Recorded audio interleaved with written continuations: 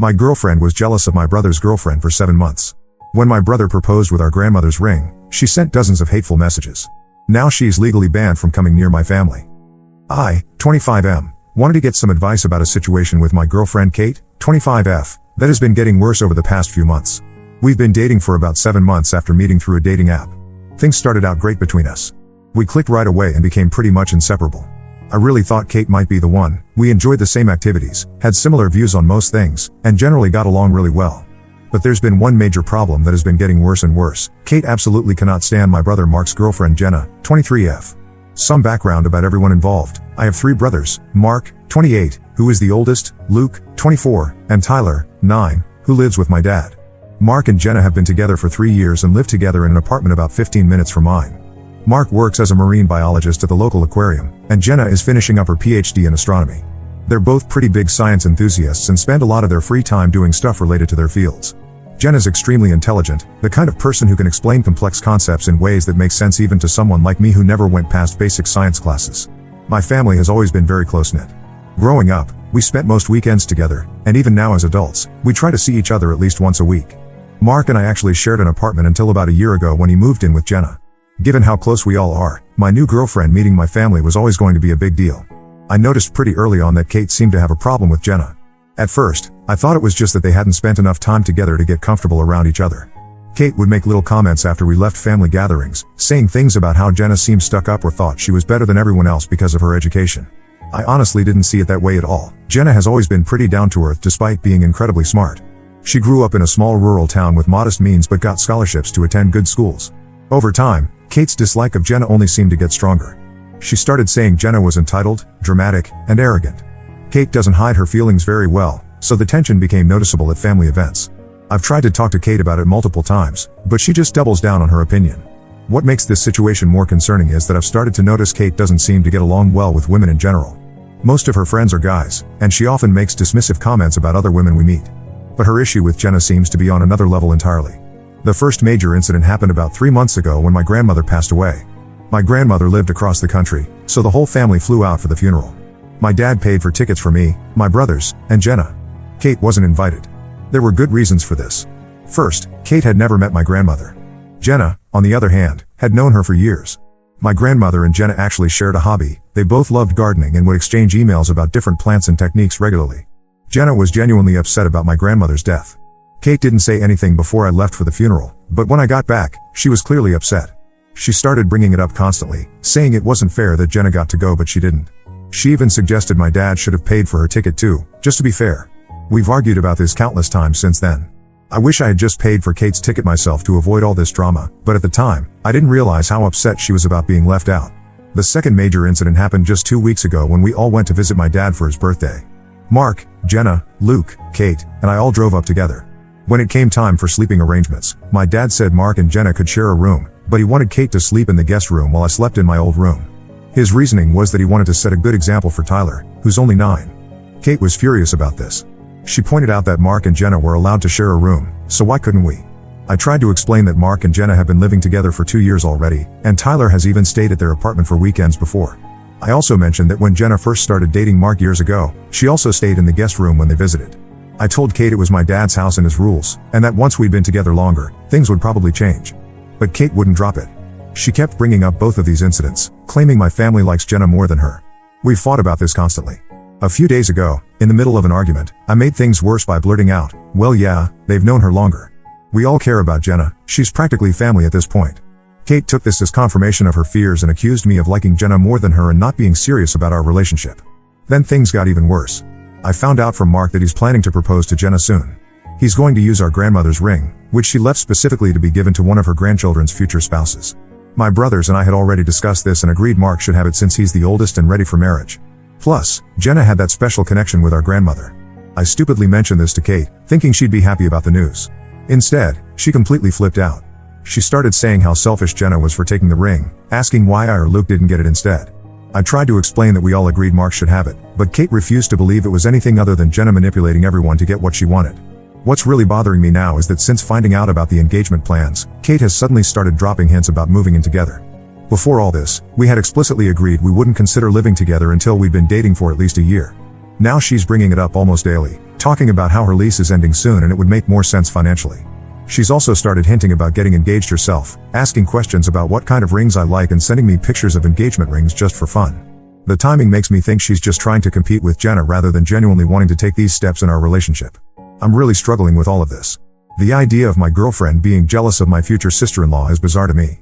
I'm starting to wonder if Kate was ever really honest about what she wanted from our relationship, or if she was just telling me what I wanted to hear. She knew from the beginning how close my family is, and that anyone I ended up with would need to get along with them. I've decided I need to have a serious talk with Kate. I plan to tell her clearly that Jenna is going to be part of my family, and her hostility towards her needs to stop. If she can't accept that, then I don't see how our relationship can continue. I don't want to waste time with someone who can't get along with the people who matter most to me. Has anyone else dealt with something like this? Am I overreacting, or is this jealousy as concerning as I think it is? Update 1 first, I want to thank everyone for their comments on my original post. Reading your perspectives really helped me clarify my thoughts and gave me the courage to address this situation head on. Before I get into what happened, I want to make it clear that Kate isn't a completely terrible person. She has many good qualities, she's funny, ambitious, thoughtful in many ways, and we genuinely enjoyed each other's company most of the time. This conflict with Jenna was just one aspect of our relationship, but unfortunately, it turned out to be a deal breaker. 3 days after my post, I invited Kate over to my apartment for dinner. I decided to start the conversation by trying to understand the root of her issues with Jenna and my family. I wanted to give her one last chance to explain herself before making any final decisions. Kate finally opened up about why she felt so threatened by Jenna. She explained that she believed my parents had embraced Jenna as a surrogate daughter because they have 4 sons and no daughters. In her mind, this role was now filled, leaving no space for her to be accepted in the same way. She felt Jenna had an unfair advantage because she'd been around longer and had already established herself as the female presence in our family. Kate specifically mentioned feeling excluded from the funeral trip, saying if she had been allowed to come, she could have helped clean out my grandmother's house afterward and proven herself to be helpful and caring to my family. The way she phrased it struck me as calculating, like she viewed these family moments as opportunities to score points rather than genuine ways to connect and support people she cared about. I tried reasoning with her. I pointed out that she actually had several potential connections with my family that Jenna didn't. Kate is Catholic like my mom, Jenna isn't religious, Kate grew up in the Northeast like my parents, Jenna is from the South, and Kate is a high school teacher like my mom was before retirement. I explained that Jenna's only real advantage was time and history with the family. Kate wasn't hearing any of it. She had convinced herself that there was some kind of competition for a limited spot in our family, and that Jenna had already claimed it. No matter what I said, she couldn't seem to get past this idea. Finally, feeling that we were going in circles, I suggested we take a break for a couple weeks to think things over. I told her directly that Jenna was becoming part of our family when she marries Mark, and Kate's inability to accept this was creating an impossible situation. Kate immediately rejected the idea of a break, stating firmly that she doesn't do breaks. With that response, I realized there was no middle ground to be found. I told her that if she wasn't willing to take time to reconsider her attitude, then we needed to end things completely. I did leave the door slightly open, saying if she changed her mind in the next few weeks, I'd be willing to talk again. She left my apartment that night, and I thought that would be the end of it. I was wrong. The following Sunday, I was at Mark and Jenna's place watching football. Despite the breakup, I was having an okay day, sad about Kate but glad my team was winning. Mark and Jenna were both in good spirits too since their favorite teams were doing well. It felt nice to just hang out and try to get back to normal. Around halftime, Jenna's phone started buzzing constantly. When she checked it, her face completely changed. She showed her screen to Mark, whose expression immediately turned from relaxed to furious. Then they showed me what was happening. Kate had sent Jenna dozens of messages on Facebook. Based on the timestamps, she'd been sending them rapid fire for about 20 minutes. The content of these messages was shocking, even knowing how Kate felt about Jenna. She accused Jenna of considering my family her territory and keeping Kate out. She made horrible comments about Jenna's background, calling her a pathetic redneck from a backwards town that probably just got electricity. She mocked Jenna's parents for being religious and made classist remarks about Jenna marrying up and how her grandmother's ring was probably the nicest thing she'd ever touched. Kate even accused Jenna of being pregnant and forcing Mark to propose because of it. She threatened to dig up dirt on Jenna's past, saying something like people marry their cousins where you're from. I bet there are stories I could find about you. The messages were vicious and completely uncalled for.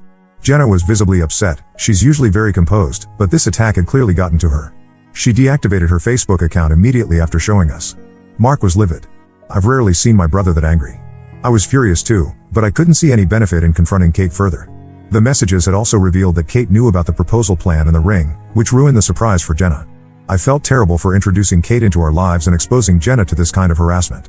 The whole relationship suddenly seemed like a huge mistake that wasn't worth all the drama it had caused. Later that evening, Jenna suggested that maybe Kate's behavior stemmed from being raised as a wealthy only child who always got her way. I'm not sure if that explains it or if Kate is just naturally mean-spirited when she feels threatened. Either way, her behavior was completely unacceptable. The one small positive outcome is that Mark decided to change his proposal timeline. Jenna's father is a jeweler and was already resizing our grandmother's ring, so Mark couldn't propose immediately anyway. Instead of waiting until Christmas as originally planned, he's now thinking of proposing at Thanksgiving. At least something good will come out of this mess. Update 2: It's been about a month since the Facebook message incident, and a lot has happened that I wanted to share. After Kate's messages to Jenna, I blocked Kate on all my social media accounts and my phone. I didn't want to risk her trying to contact me or, worse, continuing to harass Jenna or possibly other members of my family. Mark and Luke also blocked her as a precaution. Despite blocking her, Kate found ways to try to reach me. She sent a handwritten letter to my apartment about 2 weeks after the incident. In it, she apologized, not for her behavior toward Jenna, but for overreacting to what she still maintained was unfair treatment by my family. She asked for another chance and claimed she had been drinking when she sent those messages to Jenna. I didn't respond. A week after that, Kate showed up at my workplace during lunch. I work at a marketing firm downtown, and she waited in the lobby until I came down to meet a client. When she saw me, she tried to start a conversation as if nothing had happened. I told her firmly that we were done and that her behavior toward Jenna was inexcusable. I asked her not to contact me again and walked away to meet my client. My coworkers later told me she hung around for almost an hour before finally leaving. The most concerning incident happened last weekend. I was having dinner at my dad's house with all my brothers, including Tyler. Jenna wasn't there because she was attending a conference related to her PhD work. Halfway through dinner, Kate showed up unannounced at my dad's door. My dad answered, and Kate immediately started asking to speak to me, saying she needed just 5 minutes of my time. My dad, who already knew everything that had happened, told her I didn't want to speak with her and asked her to leave. Kate refused to go and started raising her voice, saying she had a right to explain herself. Mark went to the door to back up my dad, and Kate started yelling accusations about Jenna, loud enough that all of us, including 9-year-old Tyler, could hear. She claimed Jenna had turned my family against her and ruined our relationship. My dad eventually threatened to call the police if she didn't leave, which finally got her to go. Tyler was confused and upset by the whole scene. He asked why Mark's girlfriend's name made the lady so mad. We had to explain in simple terms that sometimes adults don't get along, which was difficult since Tyler had always liked Kate during the few times they'd met. After these incidents, I decided to take more serious measures. I contacted a lawyer friend who helped me draft a cease and desist letter. The letter formally requested that Kate stop all attempts to contact me or my family members, including showing up at our homes or workplaces. It outlined the previous incidents and stated that further contact would be considered harassment. I had it delivered to her apartment by certified mail to ensure she received it. On a more positive note, Mark decided not to wait until Thanksgiving for the proposal. Last weekend, he took Jenna to the botanical gardens where they had their first date and proposed there. She said yes, of course. The ring fits perfectly after the resizing. Jenna called me right after it happened, and she sounded happier than I've heard her in weeks. They're thinking about a fall wedding next year. I'm still processing everything that happened with Kate. Looking back, there were warning signs I missed or ignored. Her competitiveness, her difficulty getting along with other women, her need to be the center of attention in every situation. I've learned some valuable lessons about what to look for in future relationships. For now, I'm focusing on work and spending time with family. Mark and Jenna have invited me over for dinner more often, and I think they're trying to make sure I don't isolate myself after everything that happened. I appreciate it, even though I've assured them I'm doing okay. Has anyone dealt with an ex who couldn't accept a breakup like this? The cease and desist letter seems to have worked so far, but I'm still a bit worried about what Kate might do next. Update 3: It's been 3 months since my last update, and I thought I'd share what's happened since then for anyone who might be interested or dealing with similar situations. The cease and desist letter seemed to work for about a month. Kate stopped trying to contact me directly, which was a relief. However, about 6 weeks ago, I discovered she had created a fake social media account and was using it to follow my brother's public accounts and those of some mutual friends we had. She wasn't interacting with any posts, just silently monitoring what was happening in my life through others' updates. A mutual friend noticed something off about the account. It had been created recently, had very few posts, and was following a specific pattern of people connected to me. He alerted me, and after looking at the profile pictures more carefully, we realized it was definitely Kate using old photos and a fake name. Around the same time, Jenna started receiving anonymous emails at her university address. The emails never directly mentioned Kate, but they contained veiled references to Jenna's relationship with my family and subtle digs about her background that matched Kate's previous insults. The emails weren't explicitly threatening, so there wasn't much that could be done legally, but it was clear to all of us who was sending them. The final straw came when Kate approached my youngest brother Tyler at his elementary school. She saw him at pickup time and started talking to him, asking questions about the family and specifically about Mark and Jenna's wedding plans. Thankfully, my dad arrived quickly and intervened before Tyler shared much information. Tyler recognized Kate and didn't think anything was wrong with talking to her, but my dad was understandably alarmed. After the incident with Tyler, we decided stronger action was necessary. My lawyer friend helped us file for a restraining order based on the pattern of harassment. We compiled all evidence, screenshots of the Facebook messages to Jenna, records of Kate showing up at my workplace and my dad's house, the suspicious social media account, the anonymous emails to Jenna, and finally the incident with Tyler. The judge granted a temporary restraining order, which was later made permanent after a hearing. Kate is now legally prohibited from contacting me, Jenna, or any member of my immediate family. She must stay at least 100 yards away from our homes, workplaces, and Tyler's school. During the hearing, Kate appeared with her own lawyer and tried to paint herself as the victim of exclusion by my family. However, the evidence of her behavior was overwhelming. The judge was particularly concerned about her approaching Tyler at school and made it very clear that any violation of the order would have serious consequences. Since the restraining order was put in place 2 months ago, things have been quiet.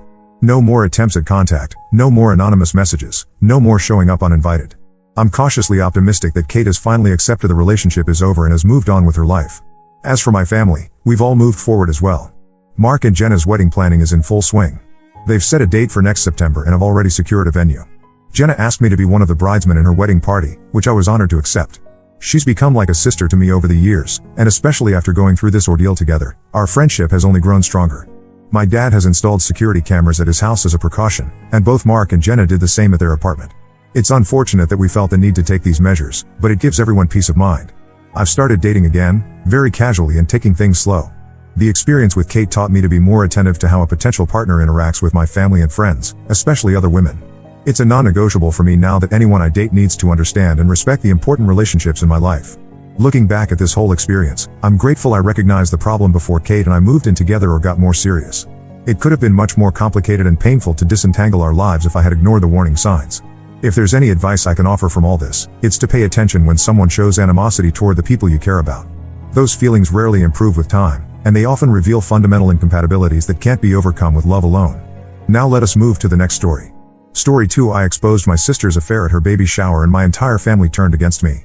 1 year later, the truth came out and now they're begging for my forgiveness. I, F35, have always had a complicated relationship with my sister Lori, F33. Growing up, we were like night and day. Lori was the perfect child, straight A's, captain of the debate team, and prom queen. I, on the other hand, was more interested in art and music, often skipping classes to hang out at the local record store. Our parents never understood my passions, constantly comparing me to Lori and wondering why I couldn't be more like her. This dynamic continued well into our adult years. Lori went on to become a successful corporate lawyer, married Randy, M34, a wealthy real estate developer, and had 2 perfect children. Meanwhile, I struggled to find my place, bouncing between odd jobs before finally settling into freelance graphic design. It wasn't glamorous, but it allowed me to pursue my passion for art. Despite our differences, I always tried to maintain a relationship with Lori. I attended every family gathering, helped plan her wedding, and even offered to babysit her kids when they were born. But no matter what I did, it never seemed to be enough for Lori or our parents. I remember one particular Thanksgiving when Lori announced her first pregnancy. Everyone was overjoyed, cooing over her and offering congratulations. When I tried to join in, Lori looked at me and said, "Oh, I'm sure you'll find someone and settle down eventually. You just need to put yourself out there more." The condescension in her voice was unmistakable, and it stung. Another time, at her son's first birthday party, I overheard Lori talking to some of her friends. "Yeah, that's my sister," she said, gesturing towards me. "She's still trying to make it as an artist or something. I keep telling her to get a real job, but she doesn't listen." I pretended not to hear, but inside I was seething. Randy wasn't much better. He often joined in on Lori's teasing, making jokes about my little drawings and asking when I was going to get a grown-up job. At family dinners, he would dismiss my opinions on current events, saying things like, "Well, I'm sure it seems that way from your perspective, but in the real world." Despite all this, I kept trying. I thought if I just worked hard enough, proved myself enough, they would finally see my worth. But nothing ever changed. Things took a dramatic turn about 6 months ago. I was working on a project at my favorite local coffee shop when I saw Lori walk in. At first, I was going to call out to her, but then I saw she wasn't alone. She was with a man I didn't recognize, and they were acting far too intimate for it to be a work meeting. I watched in shock as Lori kissed this mystery man passionately before they sat down at a secluded table. My mind was reeling. Lori, the perfect sister, the one who always did everything right, was cheating on her husband. For days, I grappled with what to do with this information. Should I confront Lori? Tell Randy? Keep it to myself? I knew that if I accused Lori of cheating, she would likely deny it and somehow turn it around on me. She was always good at that, making me look like the bad guy. And if I told Randy, would he even believe me over his precious wife? In the end, I decided to keep quiet and gather more evidence. Over the next few months, I secretly followed Lori and documented her meetings with this mystery man. I took photos, recorded times and dates, and even managed to overhear some of their conversations. It was clear this wasn't just a one-time thing. Lori was having a full-blown affair. During this time, Lori announced she was pregnant with her third child. The family was ecstatic, planning a lavish baby shower to celebrate. I was invited, of course, but only as an afterthought. I still remember the phone call from Lori. "Hey sis," she said, her voice dripping with fake enthusiasm. "We're having a baby shower next month. I know you're not really into these things, but Mom insisted I invite you. Don't worry about bringing a gift, I know money's tight for you right now." Her words brought back memories of all the times she had belittled me, made me feel small and insignificant. And now, knowing what I knew about her affair, her holier-than-thou attitude made my blood boil. The day of the baby shower arrived, and I decided it was time to expose Lori's deceit. I arrived at the party, a forced smile on my face as I greeted everyone. Lori barely acknowledged me, too busy soaking up the attention from her friends and family. I waited until all the guests had arrived and Lori was opening her gifts. As she cooed over an expensive stroller from our parents, I stood up and cleared my throat. "I have a gift for you too, Lori," I said, my heart pounding. "It's the gift of truth." The room fell silent as all eyes turned to me. Lori looked annoyed, probably assuming I was about to make some sappy speech. But she had no idea what was coming. I pulled out my phone and connected it to the TV in the living room.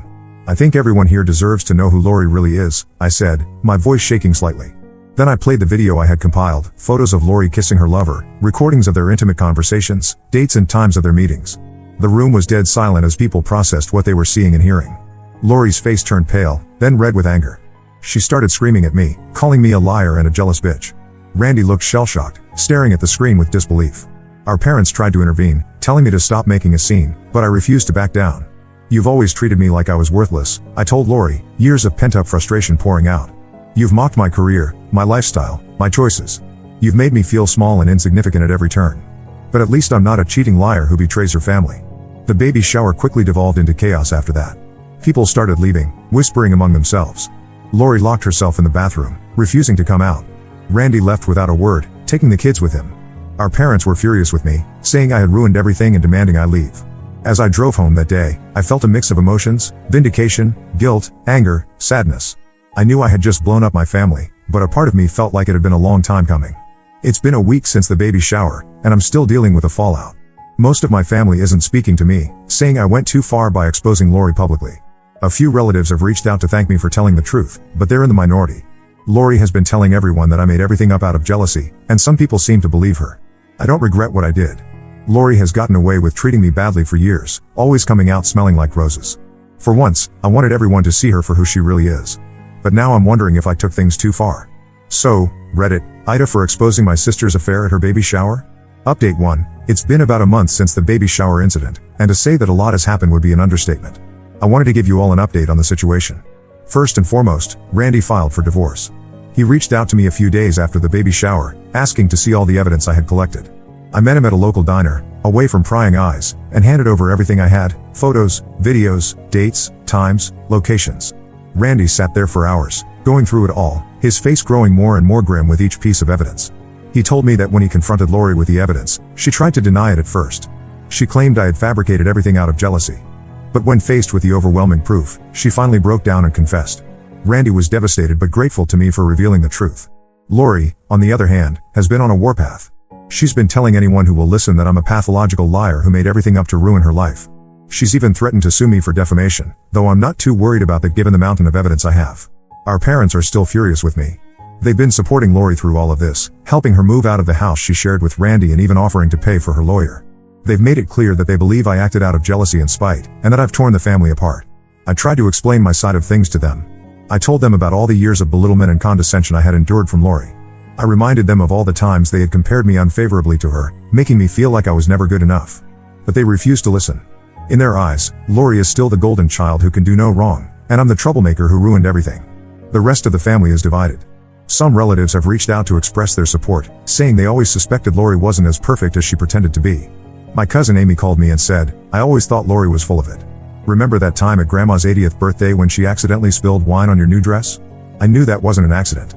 It's been validating to hear that others had seen through Lori's facade. However, others are firmly on Lori's side, believing her claims that I made everything up. It's been hard seeing how quickly some people were willing to believe the worst of me. My Aunt Susan, who I've always been close to, called me in tears, asking how I could do such a terrible thing to my own sister. No matter how much I tried to explain, she wouldn't believe me. One unexpected development has been my relationship with Randy's family. His parents and siblings have been incredibly supportive, thanking me for exposing Lori's infidelity. They've even invited me to family gatherings, something Lori always forgot to do when she was married to Randy. Last weekend, I attended a barbecue at Randy's parents' house. It was strange being there without Lori, but also refreshing to be around people who appreciated me. As for Lori's pregnancy, it turns out the baby might not be Randy's. She's refusing to do a paternity test, which pretty much confirms everyone's suspicions. Randy is devastated at the thought that the child he was so excited about might not be his. He confided in me that he had always wanted a big family, and the thought that this baby isn't his is breaking his heart. I've been struggling with mixed emotions through all of this. On one hand, I feel vindicated. For years, Lori treated me like I was worthless while everyone praised her, and now the truth about her character is out. I remember all the time she mocked my career choice, like when she said at a family dinner, "Oh, you're still doing that little art thing? How cute." I guess someone has to design those free flyers they hand out at the supermarket. Now everyone knows that behind her perfect facade, she's capable of deep betrayal.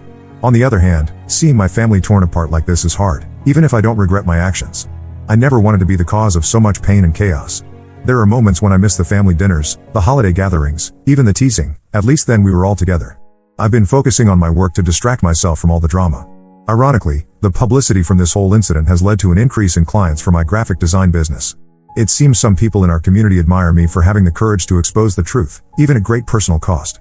I recently landed a big contract designing a campaign for a local politician, something I never would have gotten before all this happened. Despite the ongoing chaos, I stand by my decision to reveal Lori's affair. The truth was bound to come out eventually, and I believe Randy and the kids deserve to know. I just hope that in time, my parents and other family members will understand why I did what I did. For now, I'm taking it one day at a time, focusing on my work, and trying to navigate this new family dynamic. Update 2. It's been 6 months since my last update, and the situation has evolved in ways I never expected. I wanted to share the latest developments with you all. The biggest news is that Lori's baby was born 2 months ago. As many suspected, the paternity test confirmed that Randy is not the father. The real father turned out to be Lori's coworker, the man I had seen her with at the coffee shop. This revelation has caused another wave of drama in the family. Randy has been struggling to cope with everything. He's devastated about the baby not being his, and he's been fighting for full custody of their 2 older children. Lori is contesting this, leading to a nasty court battle. I've been supporting Randy as much as I can, providing statements about Lori's character and her treatment of me over the years. Last week, I attended one of the court hearings. Seeing Lori there, looking disheveled and stressed, was surreal. For a moment, I almost felt sorry for her. Then I remembered all the years of her cruel comments and condescending attitude, and my sympathy evaporated. My parents have finally started to come around. After the paternity test results, they couldn't deny the truth any longer. They came to my apartment one evening, looking tired and defeated. My mom said, "We owe you an apology. We should have believed you from the start." It was validation I had been craving for years, but it felt hollow somehow. Years of favoritism towards Lori can't be erased overnight, and I'm finding it hard to forgive them for their initial reaction. Lori has become increasingly isolated. Many of her friends have distanced themselves from her, and she's facing disciplinary action at work due to her affair with a coworker. She's been reaching out to me, alternating between angry accusations and tearful pleas for reconciliation. One day she'll leave me a voicemail calling me a jealous, vindictive bitch, and the next she'll send a text saying she misses me and wants to make amends. I've been keeping my distance, not ready to let her back into my life after everything that's happened. Surprisingly, this whole ordeal has led to some positive changes in my life. The increase in my graphic design business has continued, allowing me to expand and hire an assistant. I've moved out of my small apartment into a nice house with a dedicated home office. It's strange to think that in some ways, my life has improved as a result of this family drama. I've also been dating someone new, a friend of Randy's who reached out to offer support during the divorce proceedings. It's early days, but it's nice to be with someone who knows the whole story and accepts me for who I am. The family dynamics have shifted dramatically. Relatives who once dismissed me are now seeking my company, often to gossip about Lori. It's a strange feeling, being the one people turn to for information and support after years of being the family outcast. Last month, at a cousin's wedding, I found myself surrounded by relatives hanging on my every word as I shared the latest updates on the situation. Part of me enjoyed the attention, while another part felt uncomfortable with the way they seemed to be reveling in Lori's downfall. I've been in therapy to deal with all the emotional fallout from this situation. It's helping me process my feelings about Lori, our parents, and my place in the family. I'm learning to set boundaries and prioritize my own well-being, something I never felt able to do before. As for Lori's baby, it's a complicated situation. Randy wants nothing to do with the child, which is understandable. Lori's coworker, the real father, is married with his own family and is reluctant to be involved. It's a mess, and I can't help but feel sorry for the innocent baby caught in the middle of all this. Despite all the chaos, I don't regret my actions at the baby shower. Exposing Lori's affair was difficult, but it was necessary. The truth has a way of coming out eventually, and I believe it's better that it happened now rather than years down the line. Update 3. It's been a year since my initial post, and I wanted to provide one final update on the situation. The divorce between Lori and Randy was finalized 3 months ago. Randy got primary custody of their 2 older children, with Lori having visitation rights. It was a bitter battle, but in the end, the evidence of Lori's infidelity and her subsequent behavior worked against her in court. Lori's life has taken a dramatic turn. She lost her job at the law firm due to the scandal of her affair with a coworker. She's been struggling financially and emotionally, often reaching out to family members for support. Last week, I ran into her at the grocery store. She looked tired and defeated, a far cry from the polished, confident woman she used to be. For a moment, I felt a pang of guilt, wondering if I had gone too far. But then I remembered all the years of her cruel comments and dismissive attitude, and I hardened my heart. Our parents have been helping Lori, which has caused some tension between us. They've been babysitting her baby and helping her financially. When I questioned this, my mom said, "She's still our daughter, and she needs us right now." I understand their position, but it's hard not to feel a bit resentful, remembering all the times I struggled and they told me to figure it out on my own. Randy has been doing better. He's focused on his kids and his business, and he's even started dating again recently. We've maintained a friendly relationship, and I'm glad to see him healing from all the hurt Lori caused. Last month, he invited me to his daughter's dance recital. Seeing him there, cheering her on with genuine happiness, made me feel like exposing the truth was worth it, despite all the chaos it caused. As for me, my life has changed in ways I never expected. My graphic design business has continued to thrive, and I've even been approached about teaching a course at a local community college. It's ironic, for years, Lori mocked my career choice, but now I'm the one with a stable, growing business while she's struggling to find work. My relationship with Randy's friend has grown serious, and we're talking about moving in together. It's strange to think that something positive could come out of this whole mess, but I'm cautiously optimistic about our future. My relationship with my parents is still complicated. While they've acknowledged that they were wrong about Lori and unfair to me, years of favoritism aren't easy to overcome. We're in family therapy together, trying to work through our issues and build a healthier relationship. It's a slow process, filled with uncomfortable conversations and painful revelations, but I'm hopeful that we can eventually reach a better place. Lori's baby is now 10 months old. It's a difficult situation. The child's biological father is minimally involved, and Lori is struggling as a single mother. Despite everything, I can't help but feel for my niece. I've been grappling with whether I want to have a relationship with her, knowing it's not her fault how she came into the world. Last week, I saw them at the park. The baby was giggling as Lori pushed her on the swing, and for a moment, I saw a glimpse of the sister I used to love.